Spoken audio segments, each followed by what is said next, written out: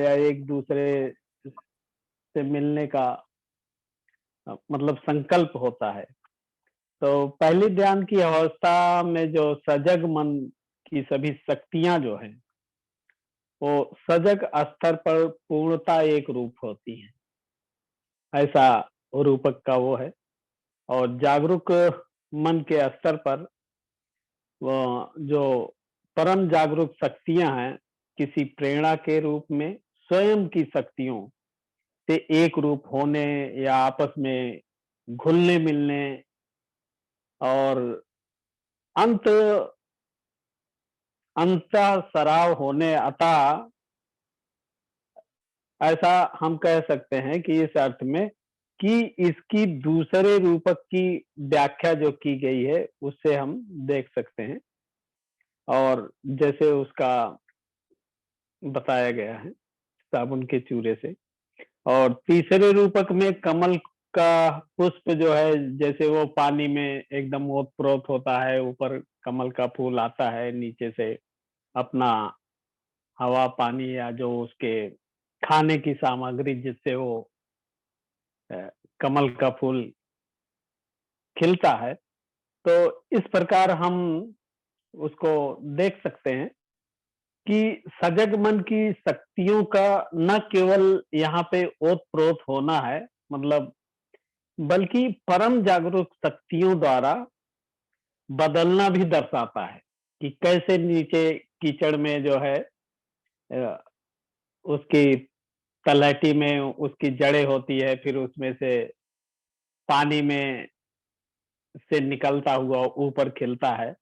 तो इस प्रकार से भी हम देख सकते हैं। और अगले रूपक के मुताबिक सफेद कपड़े में किसी मनुष्य द्वारा स्वयं को लपेट लेना, अर्थात परम जागरूक शक्तियों द्वारा न केवल ओतप्रोत होना है, बल्कि जागरूक मन की शक्तियों को भी ढांक लेना होता है।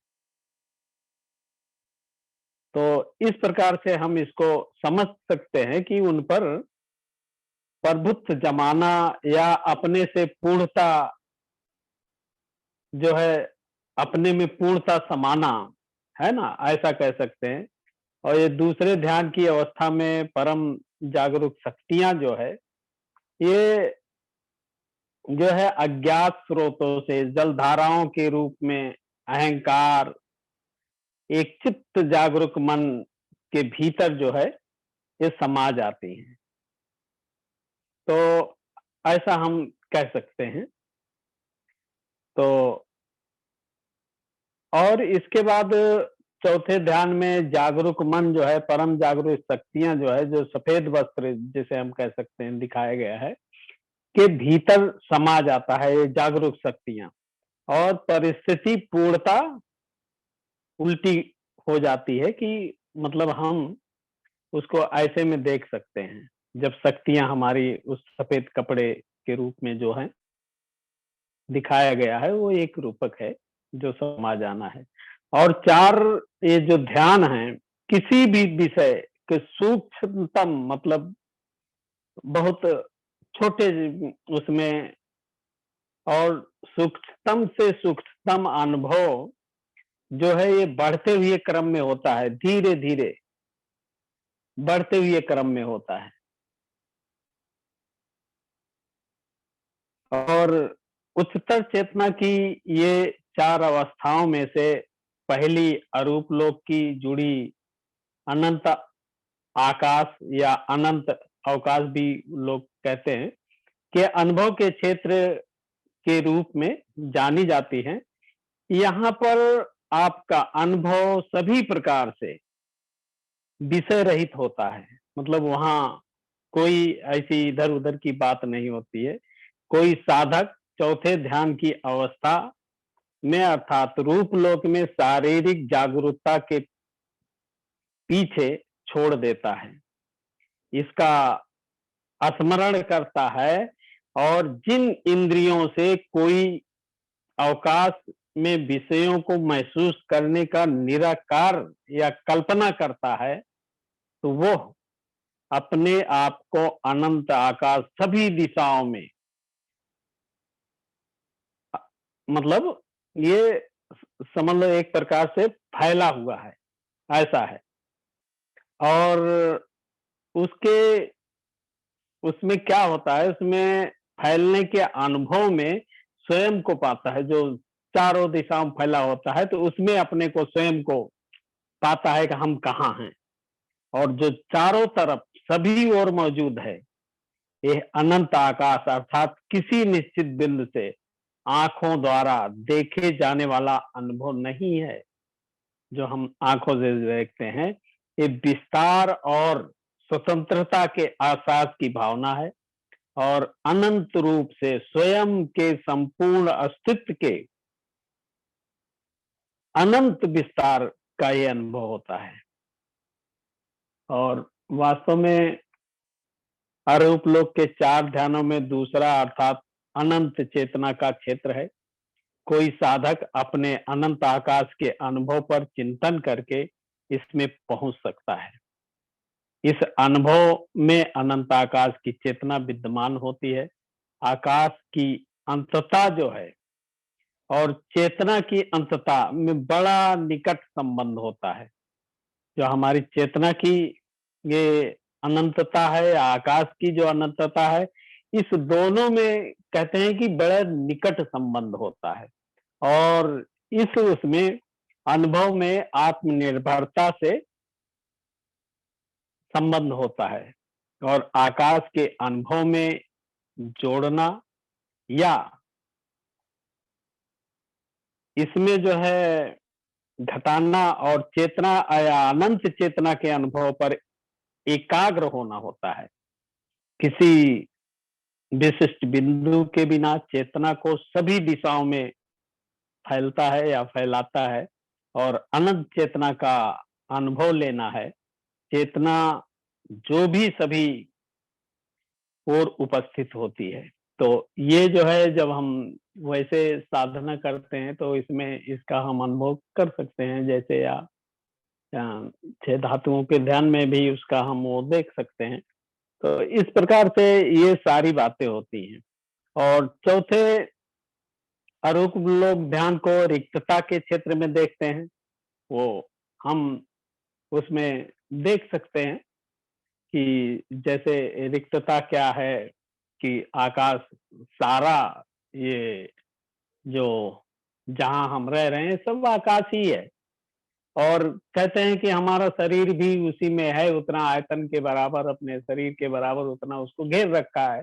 जैसे हम और ध्यान करते हैं तो उसमें बताते भी हैं कि जब भी हमारी मृत्यु होती है तो जो हम जितना आकाश का आयतन के, अपने आयतन के बराबर हम घेर रखे हैं जगह, वो हमें छोड़नी पड़ती है, वो हम छोड़ देते हैं, वो आकाश में मिल जाता है और सारी चीजें। तो इसलिए ऐसा हम रिक्तता से सोच सकते हैं। तो इस क्षेत्र में रूप से संबंधित किया जा सकता है।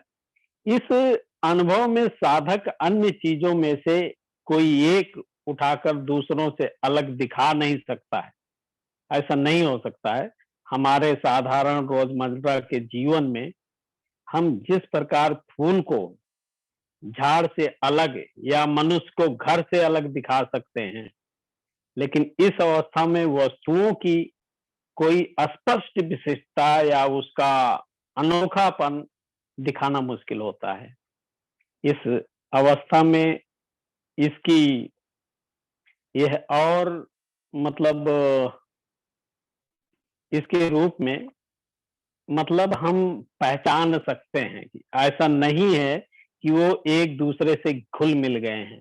वह कोई मतलब संभ्रम ऐसा नहीं है, कि बल्कि चुनने की सारी संभावना समाप्त हो जाती है। वास्तव में ये अवस्था कुछ नहीं होने की ना होकर भी कोई वस्तु नहीं ऐसी है। तो ये अवस्था बहुत आगे की अवस्था है, क्योंकि थोड़ा सा अंश था, मैंने उसको हमने कहा क्यों छोड़ें, तो इसलिए हमने वो अपनी बात रखी थी। और आगे मैं एक चीज और बताना चाहता हूँ कि हमने कहीं अध्ययन में कहीं पढ़ा था, कुछ चर्चा भी हुई थी। जैसे हमारे संघ में ध्यान जैसे कहते हैं कि एक समत है, दूसरा विपස්සना है। तो समत में हम ध्यान सीखते ही हैं, आनापानसति है, मैत्री भावना है या कायानुपස්සना है। लेकिन सबसे बड़ी बात, कुछ लोगों में भ्रांतियां भी हैं कि यहाँ पे विपස්සना नहीं मतलब सिखाई जाती है या विपස්සना से कोई मतलब नहीं है, लेकिन ऐसा नहीं है। जैसे बहुत लोग होते हैं गोयनका जी को पसंद करते हैं, बहुत सारी बातें होती हैं तो विपස්සना कराते हैं, लेकिन विपස්සना सिखाई जाती है। और वास्तव में बता दूं, विपස්සना के 12 प्रकार होते हैं।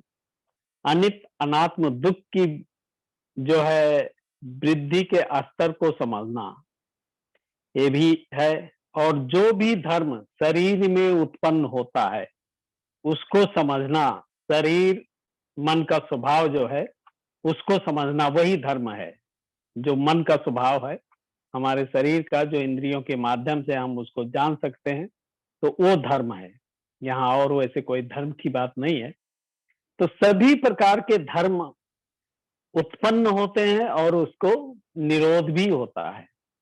और चौथा है सभी धर्मों को जो है धारा प्रवाह देखना, जो हमारे अंदर उत्पन्न हो रहे हैं।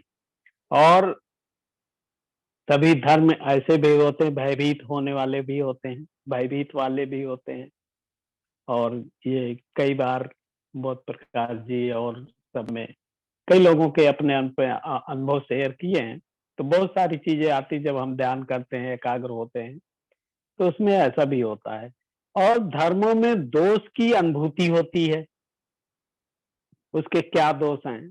और शरीर मन के धर्म में जो है वियोग निर्माण होता है, दोनों में। और अगला है 7वां पॉइंट, शरीर मन को छुटकारा पाना चाहते, मतलब शरीर से जो है मन का छुटकारा पाना चाहता है। और तीसरा जो है 8वां जो है, 3 लक्षण को हम वास्तव में देखते हैं या चिंतन करते हैं। 3 लक्षणों को, अनित्य अनात्म दुख। और 9वां है शरीर मन धर्म जो निर्माण होते हैं, मैं मेरा का निर्माण जो है ये समाप्त होता है। और 10वां नंबर है मार, फल से आगे बढ़ते हैं। जो मार होते हैं इनसे हम आगे बढ़ते हैं। और 11वां है निर्वाण को साक्षात्कार में, मतलब छलांग लगाते हैं निर्वाण से जो है इसके साक्षात उसको हम देखने का प्रयास करते हैं। और निर्वाण को प्राप्त, 12वां है हम निर्वाण को प्राप्त होते हैं। इस प्रकार से ये इसके वो हैं। और लेकिन इसमें विपස්සना जो लोग कहते हैं कि नहीं होती है, तो भंते जी के अनुसार क्या है विपස්සना, हम ये समझ सकते हैं, है ना। उन्होंने 4 बातों का जिक्र किया है भंते जी ने। और नंबर 1 है 3 लक्षण का चिंतन, अनित्य अनात्म दुख, ये भंते जी के अनुसार है, भंते जी ने जो बताया है। और दूसरा है 6 धातुओं का ध्यान। और उसके बाद जो है तीसरा जो है 12 निदानों का ध्यान। और चौथा जो है बुद्ध और बोधिसत्व की संदर्शन करने की ध्यान साधना जो है, ये 4 ए भी विपස්සना है। और संदर्शन साधना जो है जब आर्डर लोगों में या वैसे शिविरों में भी होता है। और बहुत सारी संदर्शन साधनाएं हैं हर एक उसमें, तो ये भंते जी ने बताई है। और एक जो लोग कहते हैं कि थोड़ा बाबा साहेब के बारे में हम उनके भी देख सकते हैं। लोग कहते हैं कि वो ध्यान नहीं करते थे या ऐसा नहीं है, लेकिन ऐसा नहीं है। उन्होंने भगवान बुद्ध और उनका धर्म इतनी बड़ी पुस्तक या इतने बड़े ग्रंथ को लिखा है, तो ऐसा नहीं हो सकता है। तो ये बाबा साहेब के आंदोलन में अगर हम देखते हैं तो बुद्धि ही बुद्ध दिखाई देते हैं। और ये भगवान बुद्ध उनके धर्म में भी ये सारी बातें बताई गई है, बशर्ते वो बाबा साहेब को किस तरह से व्यक्ति देखता है। इस पर निर्भर करता है। और बाबा साहेब के अनुसार भी हम ऐसा देख सकते हैं कि बाबा साहेब जैसे कहते हैं, प्रज्ञा और करुणा और समता की बात करते हैं, है ना? तो इस प्रकार से इनको 3 भाग में अगर उनसे देखें भगवान बुद्ध उनके धर्म में, तो धम्म, अधम और सद्धम, जिस पर हमारे नागरथ जी ने भी वो लिया था इन्हीं पे, तो इस पर भी साधना होती है। और धम्म जो है, इस पे कह सकते हैं शुद्धिकरण, शीलों का आचरण या निर्वाण जो है, इसके बारे में हम देख सकते हैं। तो ये सब इसमें आती है। और दूसरी बात क्या है कि ये सद्धम जो है, मैत्री, करुणा और समानता, ये समाज, देश, मतलब इसमें देखो तो ये बातें जो है, ये परिवर्तन के लिए होती हैं। ये समाज है या देश है या संसार की भी बात कर सकते हैं। इसमें इसमें परिवर्तन झलकता है। तो ये वापस साहिब की दृष्टि से इस प्रकार से हम चिंतन से या वैसे देख सकते हैं, और ये मेल खाती हैं उसमें शब्दों में चाहे जो हो, लेकिन जो भंते जी ने बताई है वो, या वैसे बुद्ध की शिक्षाओं में ऐसा भी कहते हैं। और दूसरी एक बात और मैं बता दूं, गोयनका जी विपश्यना कराते हैं। वास्तव में सभी लोग, बहुत लोग जाते हैं, बड़ा आनंद होता है, लोग कहते हैं। हमने तो नहीं अनुभव किया है, खैर न कभी गए हैं, लेकिन ये गोयनका जी की विपश्यना जो है, इसमें बौद्ध धर्म जो है, इसको सफल होने का कोई इसमें प्रमाण नहीं मिलता है। ऐसा लोग कहते हैं कि बुद्ध की विपश्यना जैसी है वैसी स्वीकार करने की नहीं है, जो समाज में नहीं दिखाई देता है। क्योंकि अगर समाज में, जैसे भंते जी ने जो इस संघ में निर्मित करके शुरू किया है धम्म को लेके, बाबा साहेब के 3 मुलाकातों के अनुसार, तो देखो ये धम्म जो है हमारा पूरे विश्व में हर एक जगह हमारे सेंटर है, पूरा ये संघ फैला हुआ है। तो उस प्रकार से हम देख सकते हैं कि ये समाज में दिखाई नहीं देता है गोयनका जी के अनुसार, क्योंकि ये खुद के विकास की बात करते हैं। गोयनका जी केवल व्यक्ति के विकास की बात करते हैं, या बुद्ध हुए इस प्रकार अगर व्यक्ति के या खुद के विकास की बात करते तो शायद ओ, बुद्ध भी जब ज्ञान प्राप्त हुआ तो वो भी वहीं तक सीमित रहता, आज ऐसा ना होता। तो ऐसा भी हम देख सकते हैं। और दुख से व्यक्ति जो है, व्यक्तिगत दुख से मुक्त होना जो है, यही गोयनका जी की विपश्यना है। मतलब उनकी व्यक्तिगत दुख से मुक्त होना, क्योंकि वो भी अपने दुखों से मुक्त थे, उस प्रकार यहाँ पे उन्होंने लग रखा है। तो यहाँ पर कहते हैं कि संतुलन नहीं बनता है, क्योंकि कोई चीज हम करते हैं या क्या हो गया, करते हैं या अपने संघ के माध्यम से, तो हम दूसरे को भी बताते हैं, हम उसको भी प्रेरित करते हैं, चाहे बाबा साहेब के बारे में, चाहे धम्म के बारे में, हर एक के बारे में। तो हम यहाँ एक धम्म क्रांति की बात करते हैं, इस धम्म को बढ़ाने की बात करते हैं। लेकिन इनकी विपश्यना उसमें ऐसा नहीं है, जबकि बुद्ध की जो विपश्यना है, इसमें संतुलन है ना? हम संतुलित होते हैं, लेकिन वहां नहीं, केवल व्यक्तिगत बातें होती हैं, व्यक्तिगत उसके लिए है। तो ये बातें हैं, क्योंकि हमने भी कहीं मतलब सुना था, और बहुत महान विद्वानों की ऐसी चर्चा है, तो हमने कहा जानकारी होनी चाहिए, क्योंकि कभी भी होता है तो बहुत सारे लोग बोल देते हैं। एक्चुअल में क्या है कि हम लोग भी ऐसे होते हैं कि बातों को सुनकर उस पर चिंतन नहीं करते हैं, और सुनी सुनाई बातों को मान लेते हैं। तो ये एक कारण होता है, और उसकी गहराई में नहीं जाते, क्या वास्तव में ये सत्य है।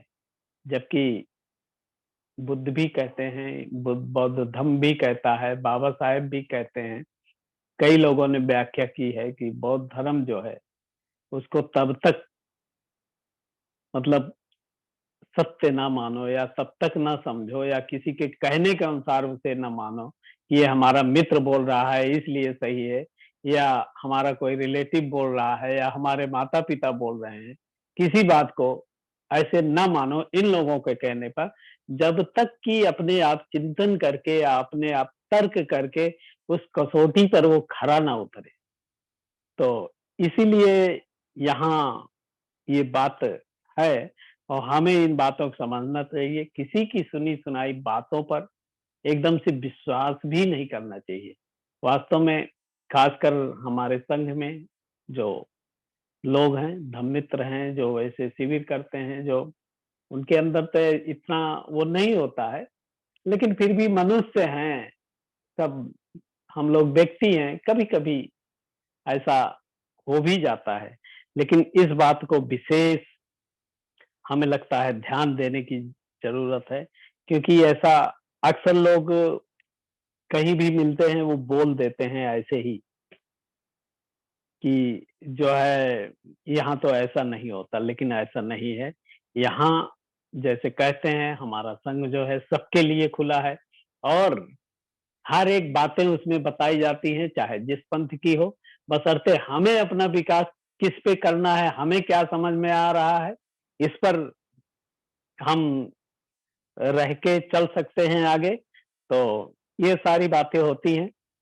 तो इसमें आज हम इतनी बात रखेंगे, और दूसरी बात ये है कि मैत्री भावना ध्यान हम लोग आज कुछ करने वाले हैं। इन सब बातों के लिए कुछ बातें होती हैं जिसकी हम लोग तैयारी करते हैं, और करना भी चाहिए।